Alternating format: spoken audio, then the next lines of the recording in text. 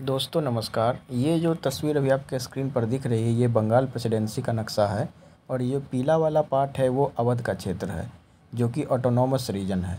तो कुछ लोग ऐसा समझते हैं कि एक समय पे उत्तर प्रदेश का जो क्षेत्र है वो हमेशा से यूनाइटेड प्रोविंस ही रहा है, नॉर्थ वेस्टर्न प्रोविंस ही रहा है, ये कभी बंगाल प्रेसिडेंसी में था ही नहीं। तो ऐसा नहीं है, प्रेसिडेंसी केवल 2-3 प्रेसिडेंसी ही थी। बाद में जब प्रेसिडेंसी को बांटा गया तो प्रोविंस बनता है। तो यदि कोई भी प्रोविंस बना है तो इसका मतलब ये है कि वो कभी न कभी किसी प्रेसिडेंसी का पार्ट रहा है। तो उत्तर प्रदेश जो है एक समय पे आगरा प्रेसिडेंसी का पार्ट था। पहले एक आगरा प्रेसिडेंसी थी, आगरा प्रोविंस था या नहीं, आगरा प्रेसिडेंसी थी, उसका पार्ट था। लेकिन वो आगरा प्रेसिडेंसी जो थी वो एक अलग पार्ट का आगरा प्रेसिडेंसी था, उसमें जो है नॉर्थ वेस्टर्न पार्ट भी आता था। हालांकि ये सब दूसरी बात है। नॉर्थ वेस्टर्न मेरा कहने का मतलब है कि दिल्ली, हरियाणा, पंजाब वगैरह का क्षेत्र आता था। बाद में उसको रीऑर्गेनाइज़ करके यूपी को बनाया गया और उत्तराखंड को उसमें शामिल किया गया। ये सब बाद की बात है, लेकिन आज मैं बात ये नहीं करने वाला हूँ। तो आप ये समझ लीजिए कि ये बंगाल प्रेसिडेंसी का लार्जेस्ट एक्सटेंशन है। मतलब बंगाल प्रेसिडेंसी इतना ही बड़ा था। इससे भी बड़ा था फोर्ट विलियम प्रेसिडेंसी, जो कि मैं अपने प्रीवियस वीडियो में बता चुका हूँ। वो तो बंगाल से लेकर के लाहौर और पेशावर तक था। मतलब जहाँ तक भी अंग्रेज़ जो जीतते थे तो वो बंगाल प्रेसिडेंसी के पहले जो फोर्ट विलियम प्रेसिडेंसी था तो उसी के अंडर आ जाता था। लेकिन मैं आज वो बात नहीं करने वाला हूँ।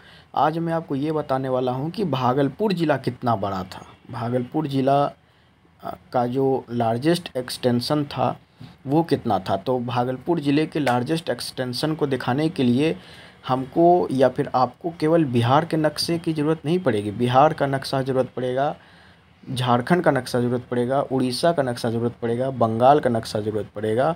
इसके साथ साथ ही जो आपका दार्जिलिंग वाला क्षेत्र है, गोरखालैंड का क्षेत्र है, उसका नक्शा का भी ज़रूरत पड़ेगा। तो भागलपुर ज़िले का जो लार्जेस्ट एक्सटेंशन है मैं वो आपको दिखा दूंगा बाद में। पहले आप ये पढ़िए बिहार फाउंडेशन ने क्या लिखा है। बिहार फाउंडेशन ने लिखा है ए ड्राइंग बाय H.M.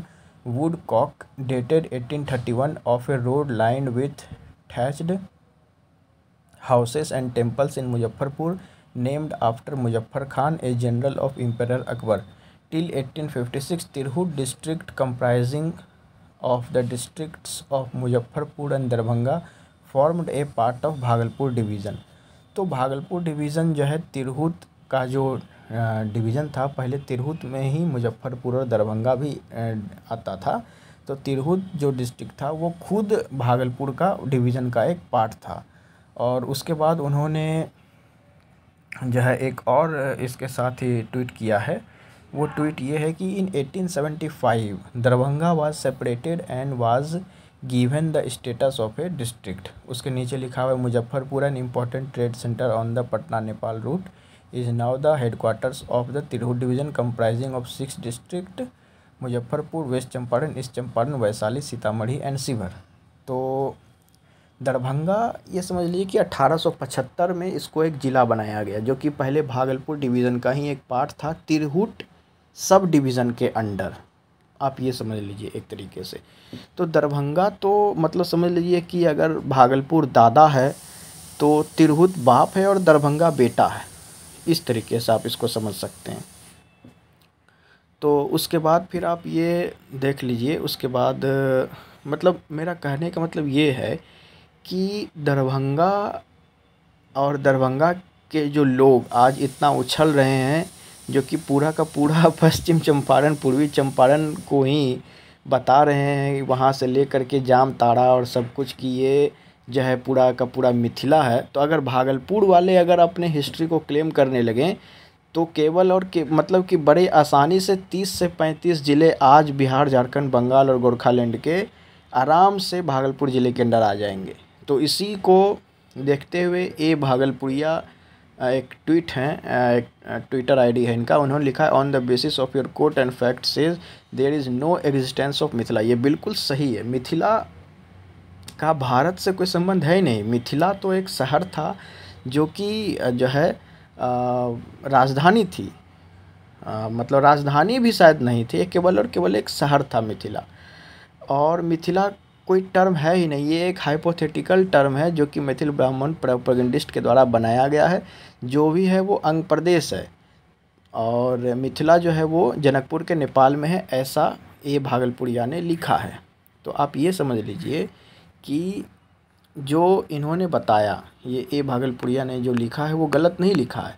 आप ये समझ लीजिए कि अगर ये लोग एक ज़िला दरभंगा वालों जिनका कोई इतिहास नहीं है, जो कि कभी पुराने समय में जिनका कोई रिकॉर्ड नहीं था, जो कि मतलब कि कोई जानता तक नहीं था कि दरभंगा क्या है नहीं है, जो भी थोड़ा बहुत दरभंगा का इतिहास है वो ये लोग तिरहुत के इतिहास को चुरा करके, या फिर जो है एक इनका जो दरभंगा राज था जो कि बाद में ओइनवर डायनेस्टी के बाद एक छोटा मोटा राज बन गया था, उसको लेकर के ये लोग जब इतना उछलते हैं, तो भागलपुर वाले यदि अपने इतिहास को क्लेम करने लगे तो 30 से 35 ज़िले तो बड़े आसानी से हम लोग हथिया सकते हैं। और जो हम लोग अंग प्रदेश का नाम लेते हैं कि अंग प्रदेश इतना बड़ा है, यदि हम लोग अंग प्रदेश को छोड़ करके भागलपुर का ही नाम लें कि भागलपुर ज़िला इतना बड़ा था, तो जितना एरिया हम लोगों को अंग प्रदेश राज्य के अंदर आ रहा है उससे काफ़ी ज़्यादा एरिया मतलब भागलपुर बोलने से आएगा। तो ये रहा भागलपुर का नक्शा, जो कि एक समय भागलपुर केवल और केवल ये एक ज़िला था। जो इतना आपको ये दिख रहा है ये कोई राज्य नहीं है।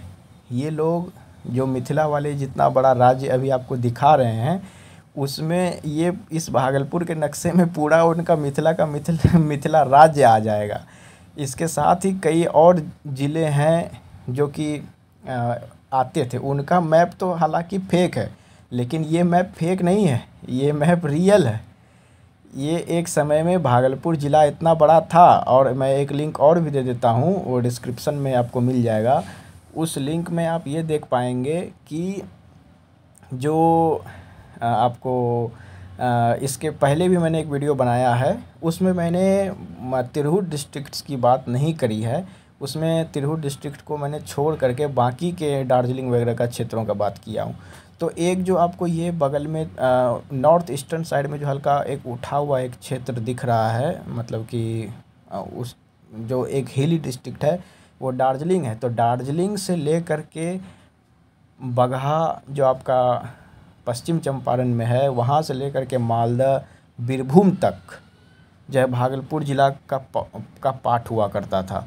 तो इतना रिच हिस्ट्री है भागलपुर का। अंग प्रदेश से ज़्यादा बड़ा रीजन तो केवल भागलपुर ज़िले का था।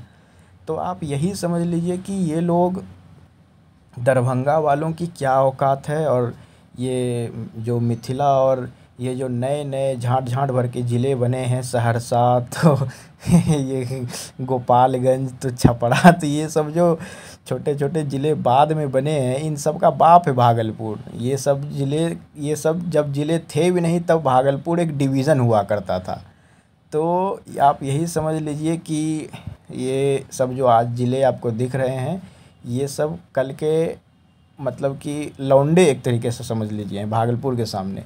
और ये सब ज़िले जब बात करते हैं कि हम लोग भागलपुर से जो है कम्पीट करेंगे, तो थोड़ी हंसी आती है। और हंसी इस बात पर भी आती है कि भागलपुर को किस तरीके से नेगलेक्ट किया जा रहा है। आज भागलपुर को बिहार में केवल और केवल एक ज़िले भर की औकात बनाकर रख दी गई है, भागलपुर और बांका की। तो यही सब देख करके थोड़ा शर्म भी आता है कि भागलपुर वासियों का क्या इतिहास था और भागलपुर आज क्या हो गया है। खैर कोई नहीं, इसी के साथ में इस वीडियो को समाप्त करता हूँ। जय हिंद, जय भागलपुर, जय प्रदेश। अंगिका भाषा जिंदाबाद, आंगी भाषा जिंदाबाद, दोनों नाम है। जय बिहार, जय हिंद, जय भागलपुर।